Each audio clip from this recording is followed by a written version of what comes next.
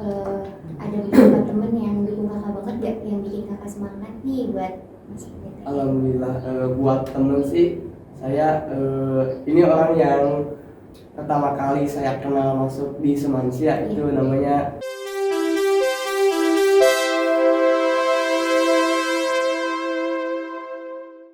Halo Sobat Asik, kembali lagi di Podcast Asik bersama saya, Alika Putri Septiani. Oke, podcast kali ini nggak kalah spesial dari podcast-podcast sebelumnya karena tema podcast kali ini yaitu Students Opinion, di mana kita akan sharing dan cari tahu mengenai salah satu siswa yang berhasil lolos PTN. Oke, narasumber kali ini kita mengundang seseorang yang luar biasa. Beliau adalah salah satu siswa berprestasi yang berhasil lolos PTN bersama narasumber kita yaitu Kak Diki Okdiansyah. Halo, selamat pagi Kak Diki. Halo, selamat pagi Alika. Oke, gimana nih kabar Kak Diki selama Ramadan kali ini? Alhamdulillah, masih diberikan nikmat sehat, nikmat iman ya, dan bisa dipertemukan kembali dengan Ramadan tahun ini. Oke, alhamdulillah. Boleh dong cerita sedikit mengenai kesehariannya Kak Diki? Keseharian saya, alhamdulillah setelah dinyatakan lolos dari SNMPTN ya, saya langsung persiapan buat nanti kuliah. Terus untuk saat ini sih masih disibukkan dengan pendaftaran ulang, penyiapan berkas-berkas dan lainnya. Oke, alamat asal Kak Diki itu dari mana sih? Alamat saya dari Desa Panyesogan, Kecamatan Luragung. Oke, boleh dong Kak cerita sedikit, kakak itu dulunya di sekolah itu aktif dalam bidang akademik atau non akademik? Dari pengalaman yang saya rasakan sih ya, sejak SMP saya rasa sih saya lebih dominan aktif di bidang non akademik kan, karena saya rasa di bidang non akademik ini saya banyak sekali keuntungannya, manfaatnya banyak sekali. Kita bisa melatih dan menambah pertemuan kita gitu kan, melatih public speaking kita, komunikasi kita, jiwa mandiri kita, disiplin kita, seperti itu. Pernah jadi apa aja nih Kak, semacam ketua atau apa gitu dalam eskul-eskul yang kakak ambil, organisasi? Alhamdulillah di Semanci saya mengikuti pertama itu eskul Poljar ya. Poljar, tapi nggak bertahan lama karena ada konspirasi lah gitu. Saya berpindah imigrasi ke Pramuka, saya masuk Pramuka dari CTB, lalu dilantik menjadi Bantara Laksana. Saya alhamdulillah dipercaya menjadi Pradana di Pramuka Semanci, Pangeran Arya Santani Pitaloka, dan ditutup mendapatkan Pramuka Garuda. Oke, boleh dong kasih tahu di mana kakak melanjutkan jenjang pendidikan kakak dan jurusan apa yang kakak ambil? Pertama daftar SNMPTN, pilihan pertama itu di Universitas Pendidikan Indonesia di Bandung, jurusan PKN. Yang kedua itu Universitas Siliwangi Tasikmalaya, jurusan PJKR olahraga. Nah, alhamdulillah saya dinyatakan lolos di pilihan ke-1 di Fakultas Ilmu Pendidikan PKN. Ya, berarti itu sesuai kemauan kakak ya? Alhamdulillah. Kenapa kakak ngambil PKN? Ngambil PKN. Sebenarnya saya pada saat mau daftar itu saya sedikit sulit menentukan minat bakat saya. Tapi saya memilih PKN karena ketika belajar PKN ini saya ada rasa minat untuk mendalami lebih dalam lagi ilmu PKN gitu kan, karena di PKN ini kita belajar politik, kebijakan, kewarganegaraan, hukum, dan di situ saya suka seperti itu. Ya, berarti suka kritis ya kan. Gimana sih caranya kita memilih fakultas yang sesuai sama diri kita sendiri? Memilih fakultas, tips ini sih biasa dianjurkan sama guru BK atau gurunya ya. Yang pertama itu kita tentukan minat bakat kita gitu kan. Jadi kita harus selama sekolah kita harus tahu nih minat kita kemana, bakat kita kemana gitu kan. Karena kuliah itu kan membutuhkan waktu yang cukup panjang ya. Jadi kita harus minat dan bakat kepada subjek tersebut supaya kita bisa bertahan selama kuliah. Berarti jangan ada terpaksaan ya Kak. Terus selanjutnya itu kita mengetahui jenjang jurusan dan prospeknya. Jadi kita mengetahui jurusannya itu kita mau pelajari apa aja. Nah, prospeknya itu ketika lulus mau jadi apa seperti itu. Dan yang tarik sih cari motivasi. Jadi kita motivasi masuk ke jurusan ini tuh, fakultas ini tuh kita yang rangka apa gitu loh, jangan asal cuma gaya atau gengsi aja seperti itu. Harapan kakak itu kan sekarang ngambilnya PKN ya. Harapan kakak nanti itu setelah lulus itu pengen jadi apa? Saya sih banyak yang bilang sih kalau ngambil PKN katanya mau bakal jadi guru ya. Iya. Tapi saya tidak berpikir menjadi guru dulu karena saya tidak ingin menjadi guru gitu kan. Saya berencana mungkin menjadi politisi, masuk ke dunia politik seperti itu. Mungkin semoga tercapai ya Iya. kak ya. Oke. Jadi gini, dalam remaja-remaja milenial sekarang itu kita itu sering ngerasain rasanya malas belajar.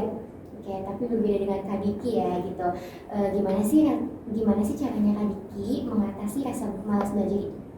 Ya, maklum saya juga manusia biasa, belum kalau bilang malas sih, karena saya juga masih ada lah rasa kental lah rasa malas tuh. Emang wajar sih, karena manusia itu didesain untuk menghindari dari rasa sakit dan merasakan kesenangan sesaat gitu kan. Tapi yang saya lakukan dalam mengatasi rasa malas belajar ini sih, kita saat belajar tuh cari motivasi. Jadi kita jangan belajar asal belajar aja, kita cari motivasi. Contohnya seperti kita motivasi ingin jadi peringkat di kelas atau juara umum di angkatan seperti itu.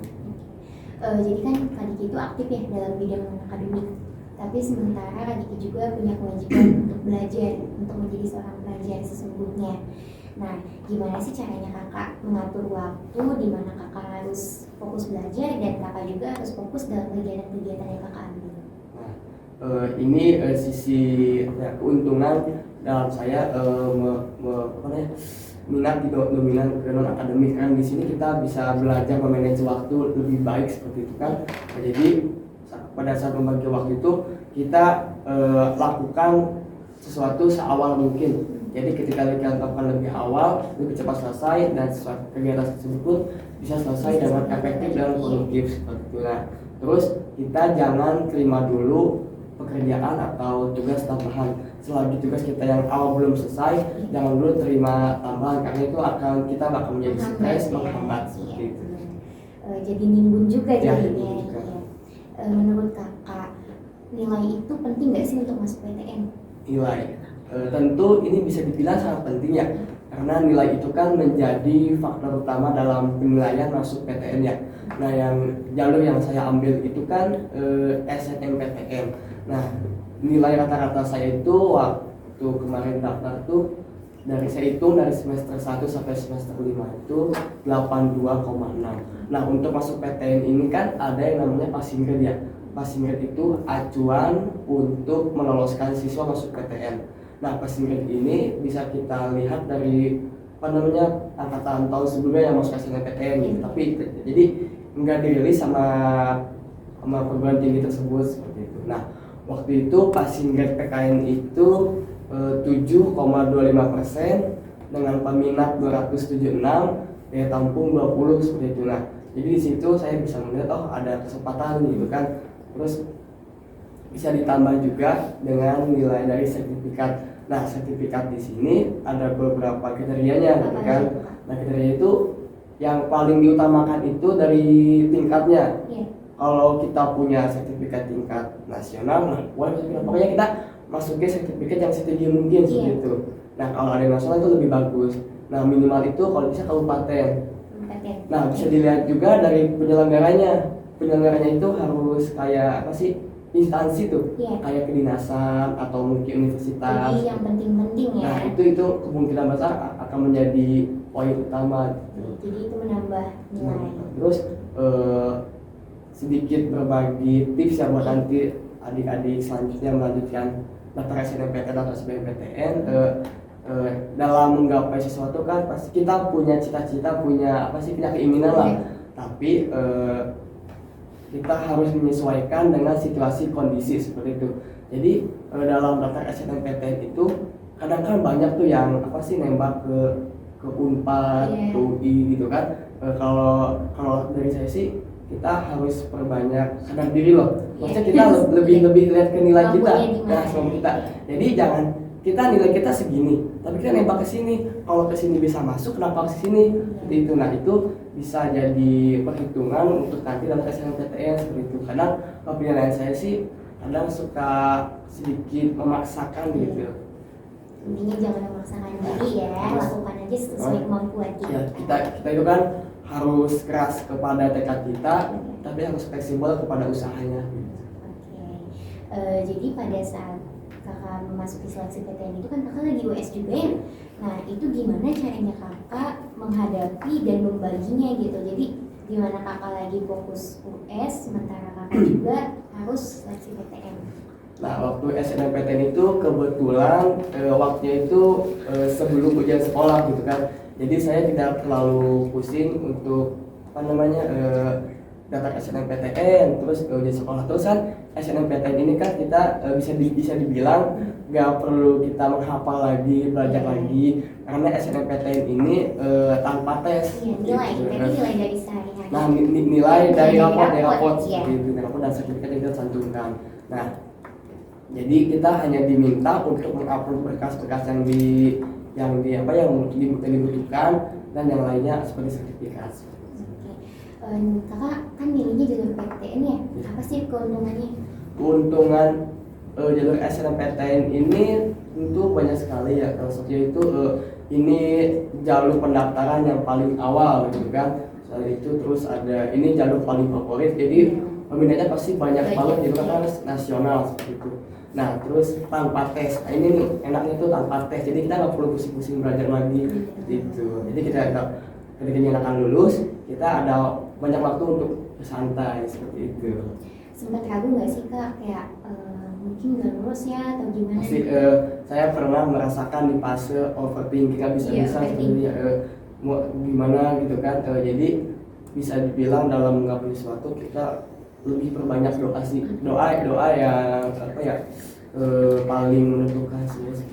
Kalau usaha tanpa berani doa sih percuma. Betul banget. Gimana sih kakak konsisten dalam menghadapi sesuatu atau menjalankan sesuatu? Konsisten. Caranya konsisten. Nah, konsisten. Sebenarnya saya juga belum bisa sih menjadi orang yang konsisten gitu kan, tapi nama juga kehidupan kita harus mencoba lebih baik lagi kan. Karena konsisten itu kan merupakan kesuksesan yang sesungguhnya ya. Nah untuk konsisten saya sih suka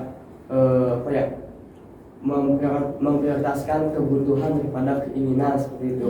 Nah kita awalnya itu mengetahui dulu untung dan risikonya. Setelah kita udah tahu untung risikonya dalam menggapai sesuatu untuk konsisten, kita belajar untuk lebih sabar seperti itu. Iya, intinya yakin sama pendirian diri sendiri ya.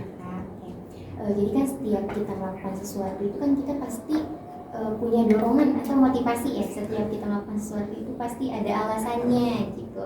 Nah itu tuh motivasi atau dorongan apa yang bikin kakak itu semangat untuk menggapai sesuatu itu? Nah kalau dorongan motivasi untuk sukses sih, saya pernah dengar kata-kata dari Ziglar ya, ini pengarang atau sekaligus pengusaha dari Amerika. Dia pernah berkata tak perlu hebat untuk memulai, tapi mulailah untuk jadi hebat. Nah di sini saya tertampar sekali gitu kan. Jadi memang benar sih, kita untuk jadi hebat kita harus perlu memulai dulu. Jangan sampai kita harus hebat dulu untuk memulai seperti itu. Nah namanya juga kehidupan ya, kita pasti semua ingin sukses, ingin yang inginnya itu tercapai. Nah itu dorongan itu dari orang tua juga, dari teman-teman sekitar, teman kelas gitu. Intinya lingkungan yang positif ya. Oke. Menurut kakak nih, apakah lingkungan pertemanan itu berpengaruh banget buat masa depan kita dan kesuksesan kita? Lingkungan pertemanan ini bisa dibilang berpengaruh ya dalam melatih cara berpikir kita. Bukan kan terkadang kita suka meminta pendapat kepada orang lain. Nah di sini tuh meminta pendapat atas permasalahan yang sedang kita jalani gitu kan. Nah ketika ada pendapat gitu kan, nah ini menjadi opsi untuk jawaban dari permasalahan yang kita sedang alami gitu kan. Nah jadi di sini secara tidak langsung melatih jiwa kita, pendirian diri kita, sekaligus kita mencari pendapat dari orang lain. intinya kita harus bisa membedakan positif dan betul. negatifnya. Oke. Motivasi lanjut kuliah itu apa sih Kak? Motivasi lanjut kuliah yang jelas sih bukan karena pertemanan, bukan karena pengetahuan, karena kan itu semua mah bisa didapatkan di mana saja kapan saja seperti itu kan. Yang lebih penting itu untuk kuliah bagaimana cara struktur berpikir kita seperti itu. Selama kita berpendidikan, kita itu kita ditempa, dididik untuk cara struktur berpikir kita itu lebih baik lagi dalam menyelesaikan masalah yang ada di sekitar kita seperti itu. Seperti yang tadi bilang Kak Diki itu suka hal-hal yang kritis ya. Apa kuliah itu penting Kak? Kuliah itu pasti banyak beraneka macam pendapat lah. Ada yang bilang penting, ada yang bilang yang pentingnya. Tapi kalau ini sih kembali ke diri sendiri lah. Kalau emang menurut penting ya kayak kuliah, kalau enggak ya mungkin kerja gitu kan. Karena sukses itu emang kadang nggak harus kuliah gitu. Kembali ke minat bakat masing-masing gitu kan sendiri. Menurut Kakak kuliah itu sepenting apa sih? Kuliah menurut pendapat Kakak? Di kali ini sih di era saat ini kan untuk mencari kerjaan itu kan susah ya. Kita kadang lulusan SMA saja kan susah seperti itu kan. Jadi sebenarnya saya juga nggak sedikit nyangka masuk SNMPTN bisa kuliah gitu kan. Jadi awalnya emang saya punya planning untuk kerja gitu kan. Tapi ketika ada kesempatan kita coba dulu deh gitu kan. Ya kan alhamdulillah lulus, jadi bisa nih untuk kita mencari relasi lagi, kita memperluas pengalaman lagi, wawasan lagi seperti itu. Jadi banyaknya siswa yang mungkin gagal masuk PTN, tapi Kak Diki berhasil ya masuk dan lolos gitu. Gimana sih rasanya Kak? Alhamdulillah ini suatu kebanggaan ya di kehidupan kakak, suatu kebanggaan sekali begitu. Buka hasilnya, alhamdulillah lolos. Itu senang banget pasti senang ya. banget satu Jadi setiap kamu melakukan sesuatu itu pasti ada dorongan dari teman-teman ya gitu. Ada banyak atau hanya beberapa yang dukung kakak nih dalam hal-hal positif itu? Bisa dibilang sih kalau namanya hal positif pasti semua juga mendukungnya gitu kan. Tapi sebelumnya ada sedikit orang tua itu sedikit yang mendukung kan dengan yang kuliah kan. Tapi alhamdulillah begitu lolos masuk SNMPTN kan tanpa dipungut biaya uang pangkal ya. Jadi alhamdulillah orang tua pun ikut alhamdulillah gitu. Ada beberapa temen yang dukung kakak banget gak, yang bikin kakak semangat nih buat masuk PTN? Alhamdulillah buat temen sih saya ini orang yang pertama kali saya kenal masuk di Semansia itu namanya Dani Hamdani. Dia teman paling baik, paling best, teman segala cuaca deh. Ketika kita butuh ada gitu kan. Dan alhamdulillah emang dari kelas 10 kita emang semeja mulu seperti itu. Emang dulunya kakak itu kelas apa? Kelas 10 itu 10 IPS 5, kelas 11 IPS 1, dan kelas 11 12 IPS 3. Oke, sapa dulu dong teman-temannya Kak. Halo teman-teman, doain ya ini Imam Besar mau podcast dulu. Imam Besar. Sehat-sehat deh buat kalian semua serta mulia. Oke. Ada motivasi dari kakak nih buat teman-teman yang gagal masuk dalam seleksi PTN. Kan yang pertama itu SNMPTN ya. Nah, buat yang belum lolos ke SNMPTN, kan masih ada jalur SBMPTN atau UTBK. Nah, buat yang mengikuti SBMPTN semangat ya. Tetap berdoa, selalu berdoa, senantiasa berusaha gitu kan. Di sini saya cuma bisa bantu doa seperti itu. Nah, buat yang tidak meneruskan kuliah, jadi jangan selalu membandingkan diri sendiri dengan orang lain tuh. Jadi semua manusia itu sama aja gitu kan. Terlahir telanjang dan meninggal pun telanjang gitu kan. Jadi kita harus percaya menghadapi hidup ini, fokus perbaiki diri, jangan tengok kanan kiri. Jadilah hebat di bidang Anda sendiri seperti itu. Dan jadilah diri sendiri. Gini, kesan apa sih selama Kak Diki bersekolah di sini? Kesannya kesan Semanci ini kan sekolah favorit saya sejak waktu SMP ya. Jadi saya benar-benar mengidamkan sekali masuk ke Semanci gitu. Masuk alhamdulillah saya sangat senang gitu kan, dengan teman-teman yang sangat ramah gitu ya. Bisa satu frekuensi semuanya. Kadang ada aja ya yang yang sedikit perlawanan gitu kan, nggak apa-apa kan, karena perbedaan itu kan bagus kan. Pelangi kalau orang yang sama suka nggak bakal bagus gitu kan. Jadi perbedaan itu menyatukan kita semua seperti itu, dari teman-temannya gitu kan, organisasinya gitu kan. Terus waktu guru-gurunya juga sangat baik lah seperti itu.